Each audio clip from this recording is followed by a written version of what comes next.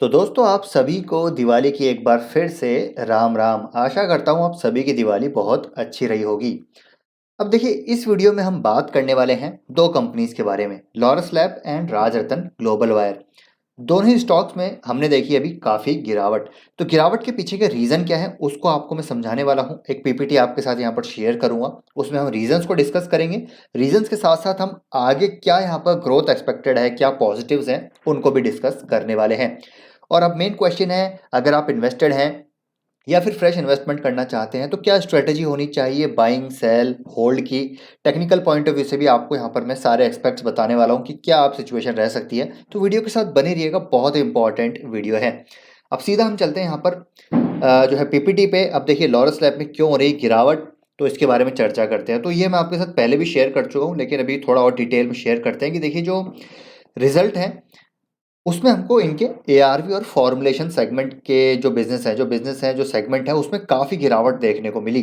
और इसकी वजह से सारे ओवरऑल जितने भी बिजनेस सेगमेंट्स हैं, अगर हमें कंसोलिडेटेड देखें बेसिस पे, तो वो काफ़ी वीक नंबर नज़र आ रहे हैं। लेकिन एआरवी और फॉर्मुलेशन बहुत ज़्यादा गिरावट पे हमको देखने को मिले। उसके पीछे रीज़न प्राइसिंग हेडविंड्स। तो यहाँ पर एडवर्स प्राइसिंग होने के कारण इनको इनको यहाँ पर कई सारे टेंडर्स जो ये लेते हैं, ठीक है, एआरवी के लिए जो फॉर्मुलेशन बिजनेस के लिए टेंडर जो बिड करते हैं, वो काफ़ी सारे लॉस्ट इनको करने पड़े, बिकॉज यहाँ पर प्राइसेस को लेकर काफ़ी वॉर थी, हेडविंड्स थे, एडवर्स प्राइसिंग थी। तो उसकी वजह से यहाँ पर इनकी डी ग्रोथ हमको देखने को मिली। लेकिन मैनेजमेंट का कहना है कि अब हम कैलिब्रेटेड वे में अपनी प्राइसिंग को वापस से सेट करके वापस से हम टेंडर्स यहाँ पर बिड करेंगे। हो सकता है H2 हमारे यहाँ पर काफ़ी अच्छा रहे। तो ये तो कहने की बात है, लेकिन अभी at this point of time, present time में अगर हम देखें तो डेफिनेटली इनका ये सेगमेंट काफ़ी वीक रहा है। और एक और कारण ये है कि मैनेजमेंट पिछले कई क्वार्टर से बोल रहा है कि एआरवी एंड फॉर्मुलेशन का जो बिजनेस है अच्छा करेगा अगले क्वार्टर, उससे अगले क्वार्टर, लेकिन ऐसा हो नहीं रहा है। तो यहाँ पर कहीं ना कहीं निवेशकों का, जो यहाँ पर इंस्टीट्यूशंस है, उनका एक सेंटिमेंट यहाँ पर थोड़ा सा हिलता हुआ नजर आ रहा है और वो कहीं ना कहीं सेलिंग करते हुए नजर आ रहे हैं। सेकंड पॉइंट वही कहता है कि मैनेजमेंट ने जो बोला है वो डिलीवर नहीं किया है।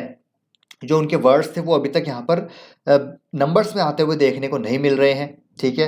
तो इसकी वजह से कहीं ना कहीं स्टॉक में गिरावट है, सेलिंग प्रेशर आ रहा है। और एक और चीज़ यहाँ पर यह है, बड़ी चीज़, कि पिछले कई टाइम से FY23 का जो रेवेन्यू टारगेट दिया जा रहा है वो $1 बिलियन का दिया जा रहा है, लेकिन अब की बार इस क्वार्टर में 10% यहाँ पर जो है रैशनलाइज कर दिए हैं टारगेट्स को। तो ये भी एक बड़ा सेटबैक होता हुआ नजर आ रहा है। तो इसकी वजह से स्टॉक के प्राइस में भी हमको ये चीज़ देखने को मिल रही है। तो ये हो गए कारण इसके गिरावट के।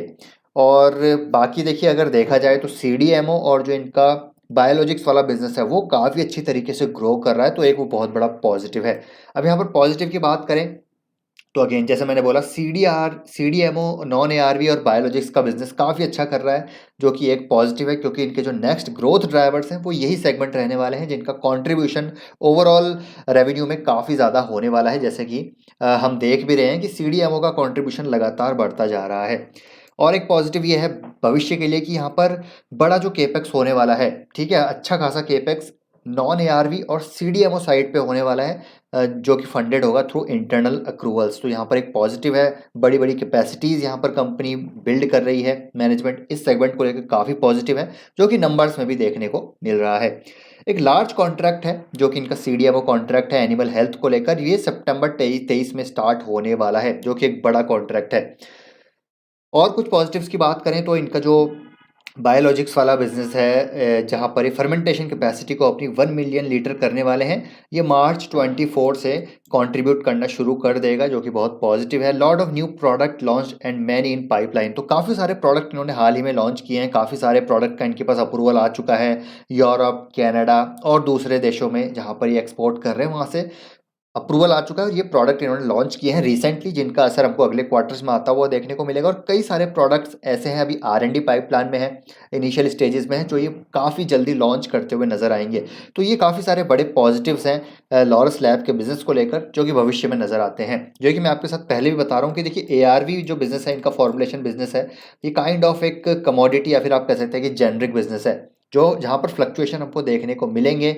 और इस बिज़नेस का जो कंट्रीब्यूशन है वो धीरे-धीरे मैनेजमेंट आगे आने वाले सालों में कम करेगा। और सीडीएमओ सिंथेसिस वाला जो बायोलॉजिक्स वाला बिज़नेस है, वो यहाँ पर हमको ग्रो होता हुआ देखने को मिलेगा। अब मैं बायोलॉजिक्स के बिज़नेस की बात करूँ तो आपको पता होगा हाल ही में इन्होंने कार टी थेरेपी एक इम्यूनो एक्ट कंपनी उसमें यहाँ पर स्टेक एक्वायर किए हैं, जो कि यहाँ पर कैंसर जो है ट्रीट करता हुआ नजर आएगा। इस थेरेपी के थ्रू कैंसर हमको ट्रीट होता हुआ नजर आएगा। तो यहाँ पर अच्छा खासा एक सब्सटेंशियल स्टेक इन्होंने लिया था इम्यूनो एक्ट कंपनी में, और उसका देखिए अभी अपडेट भी आ रही है कि जो यहाँ पर कार टी सेल थेरेपी है, होम ग्रोन जो टेक्नोलॉजी है, अभी 8 साल की एक जो है एक बच्चा यहाँ पर ल्यूकेमिया से पीड़ित जो था वो अभी यहाँ पर ठीक होता हुआ नजर आया है। तो बहुत पॉजिटिव है। अगर ये बिजनेस यहाँ से ग्रो हुआ तो लॉरस लैब यानी कि जो कंपनी में एक्विजिशन किया है तो वो काफ़ी फ्रूटफुल होता हुआ नजर आ सकता है। तो ये है लॉरस लैब के रिगार्डिंग क्यों गिरावट है, आगे की क्या पॉजिटिव्स है वो हमने डिस्कस कर लिए। अब इसका जो टेक्निकल सेटअप है वो हम बाद में डिस्कस करेंगे। उससे पहले हम एक बार राज रतन ग्लोबल वायर को देख लेते हैं कि राज रतन में क्यों गिरावट हो रही है, फिर दोनों को टेक्निकल एनालिसिस हम यहाँ पर करने वाले हैं। तो इसकी जो गिरावट के पीछे का कारण है वो है दोस्तों bad quarter to FY23 result. बहुत खराब नंबर आए हर फ्रंट पे, मार्जिन यहाँ पर डाउन थे, वॉल्यूम डाउन था, रेवेन्यू डाउन था, प्रॉफिट डाउन था, ईपीएस यहाँ पर जो है हमको डिक्लाइन होता हुआ देखने को मिला बिकॉज इन्वेंट्री इश्यूज थे। रियलाइजेशन यहाँ पर हिट होती हुई नजर आई बिकॉज EBITDA पर टन इनका यहाँ पर नुकसान में जाता हुआ देखने को मिला है। जो स्टील के प्राइसेस हैं लगातार गिरते हुए नजर आए, ये हमने अभी पिछले वाले वीडियो में भी डिस्कस किया था। मैनेजमेंट ने यहाँ पर जो वॉल्यूम गाइडेंस है उसको लोअर कर दिया है, कट डाउन किया है वॉल्यूम गाइडेंस में, तो वो भी एक नेगेटिव है जिसकी वजह से थोड़ा स्टॉक में प्रेशर है। Slow down in export demand, तो इनका जो एक्सपोर्ट रेवेन्यू आता है वो करीब करीब 40% के आसपास आता है यूरोप वगैरह से, ठीक है। तो वो वहाँ पर डिमांड थोड़ी सी स्लो डाउन हमको होती हुई देखने को मिली है। और मैनेजमेंट का कहना है कि यहाँ पर थाईलैंड के जो वॉल्यूम्स हैं वो फ्लैट देखने को मिल सकते हैं, यूरोप की जो डिमांड है वो स्लो डाउन होती हुई नज़र आ सकती है। तो ये मेजर कारण है राज रतन ग्लोबल वायर की गिरावट के पीछे। जो स्टॉक भागा था और जो एक्सपेक्टेशंस थी स्टॉक के प्राइस में वो जो है मेट होती हुई नज़र नहीं है, जिसकी वजह से स्टॉक में हमको गिरावट देखने को मिल रही है। प्रॉफिट बुकिंग अच्छी तरीके से होती हुई नज़र आ रही है। अब यहाँ पर पॉजिटिव्स की बात करना ज़रूरी है। तो देखिए EBITDA margin sustainable at 18% management ने यहाँ पर गाइडेंस दी है। थाईलैंड का जो केपेक्स है जहाँ पर ये 60,000 टन की यहाँ पर कैपेसिटी इनकी लॉन्च होने वाली, कमेंस होने वाली नवंबर में, तो एक बहुत बड़ा पॉजिटिव है। चेन्नई प्लांट इनका बहुत जल्दी कमीशन होगा, बहुत जल्द मतलब आई थिंक हो सकता है 2 क्वार्टर में यहाँ पर चेन्नई प्लांट कमीशन हो जाए, जो कि बहुत बड़ा पॉजिटिव है क्योंकि चेन्नई प्लांट से बेसिकली ये 50% से ज़्यादा एक्सपोर्ट करने वाले हैं। तो वो एक बड़ा पॉइंट है जहाँ पर एक्सपोर्ट डिमांड यहाँ पर बढ़ती हुई नजर आएगी। और कहीं ना कहीं इस कैपेसिटी के बाद इनका मार्केट शेयर डोमेस्टिक भी बढ़ता हुआ नजर आ सकता है, जो करीब आई थिंक 46% के आसपास इनका मार्केट शेयर है। और अभी देखा जाए तो कंपनी जो है मतलब लार्जेस्ट और लोवेस्ट कॉस्ट प्रोड्यूसर है बीड वायर की, तो गजब की इनके पास जो है यहाँ पर कैपेसिटी है जो और भी बढ़ती हुई नज़र आएंगी। और क्या पॉजिटिव है देखिए, डोमेस्टिक मार्केट शेयर लगातार यहाँ पर इनका बढ़ता हुआ नजर आया at this point of time. लेकिन अभी मैनेजमेंट बोल रहा है कि जब तक चेन्नई प्लांट यहाँ पर शुरुआत नहीं होगी अभी मार्केट शेयर फ्लैट रह सकता है, हो सकता है भविष्य में हमको बढ़ता हुआ नजर आए जैसे ही हम नए क्लाइंट एक्वायर करेंगे, डोमेस्टिक प्लस इंटरनेशनल क्लाइंट्स, तो यहाँ पर मार्केट शेयर इनका दोनों साइड पे बढ़ता हुआ नजर आएगा। Largest Beed wire manufacturer in Thailand और अच्छी खासी कैपेसिटी इंडिया में भी लगा रहे हैं। स्ट्रॉन्ग एंड रेप्यूटेड क्लाइंटेल, तो बहुत ज़बरदस्त क्लाइंट है इनके पास। जितने भी India MRF, Balkrishna, CEAT, TVS, मतलब जितने भी टायर बनाते हैं, TVS नहीं, यहाँ पर सीएट हो गया, ठीक है। ये अभी हाल ही में मिशलिन का भी इन्होंने कॉन्ट्रैक्ट साइन किया, मिशलिन के साथ भी। तो मिशलिन के साथ गजब की एक बड़ी कंपनी है, ठीक है। मिशलिन की वजह से होगा क्या कि ये नए कस्टमर जो है क्वालिटी को काफ़ी ज़्यादा यहाँ पर ये एक तवज्जो देते हैं, प्रेफरेंस देते हैं मिशलिन जैसी कंपनी। और भी जितनी भी बड़ी कंपनीज हैं, योकोहामा, जितने भी नाम आप जानते हैं, ठीक है। तो मिशलिन के आने से क्या होगा, हो सकता है नए कस्टमर्स इनके पास आएँ तो इनका और जो क्लाइंट बेस है और मजबूत होता हुआ नज़र आ सकता है। तो ये है इसके पॉजिटिव राजरतन ग्लोबल वायर के। तो देखिए स्टॉक में गिरावट हो रही है, इसका मतलब ये नहीं है कि बिजनेस खराब हो गया, ठीक है। ना ही लॉरस लैब का बिजनेस खराब है, ना ही राजरतन ग्लोबल वायर का बिजनेस खराब है। दोनों ही बिजनेस अच्छे हैं, दोनों ही अपने सेगमेंट में लीडर हैं। ARV सेगमेंट में मार्केट लीडर लॉरस लैब है एंड बीड वायर सेगमेंट में market leader Rajratan global wire है, लोवेस्ट कॉस्ट प्रोड्यूसर है, दोनों ही अपने सेगमेंट के। तो बिजनेस दोनों ही अच्छे हैं, लेकिन अभी शॉर्ट टर्म में क्या इश्यूज रह सकते हैं वो हम यहाँ पर देखते हैं। तो देखिए यहाँ पर अगर मैं बात करूँगा टेक्निकली, तो सबसे पहले हम लॉरस लैब की बात करते हैं। टेक्निकली क्या सिचुएशन नज़र आ रही है अभी बिजनेस में, ज़रूर यहाँ पर प्रेशर है। यहाँ पर मैनेजमेंट ने जो बोला वो करके नहीं दिखाया, तो यहाँ पर माल बेचते हुए नज़र आ रहे हैं। देखिए बड़े बड़े जो ये निवेशक है, देखिए हैवी वॉल्यूम्स के साथ गिरावट हो रही है तो यहाँ पर प्रेशर रह सकता है। वॉल्यूम्स के साथ जब गिरावट होती है तो आप मान के चलिएगा कि स्टॉक का प्राइस और गिर सकता है। मोस्ट ऑफ द टाइम्स ऐसा ही होता है। तो ये स्टॉक का जो पैटर्न है ये मैंने पहले भी आपके साथ सिचुएशन यहाँ पर शेयर करी थी। ऐसी सिचुएशन देखी है मैंने इंडिया मार्ट में भी, आप देखेंगे जाकर टेक्निकल चार्ट, तो ऐसी सिचुएशन थी, वॉल्यूम के साथ गिरावट हुई थी, फिर स्टॉक काफ़ी ज़्यादा गिरता हुआ नजर आया। न्यूजेन सॉफ्टवेयर भी ऐसा ही टेक्निकल पैटर्न था, आप जाके चेक करिएगा, उसमें भी काफ़ी गिरावट थी, उसके बाद स्टॉक काफ़ी गिरता हुआ नजर आया। तो अगर यहाँ से और गिरावट होती है, लॉरस लैब एक मेजर अपना ये जो सपोर्ट लेवल है, अच्छा खासा यहाँ पर सपोर्ट लेवल अगर इसको ब्रेक डाउन देता है तो स्टॉक का फिर प्राइस जो है आपको आता हुआ देखने को मिल सकता है करीब करीब 375 के लेवल्स तक, जो कि काफ़ी नीचे है।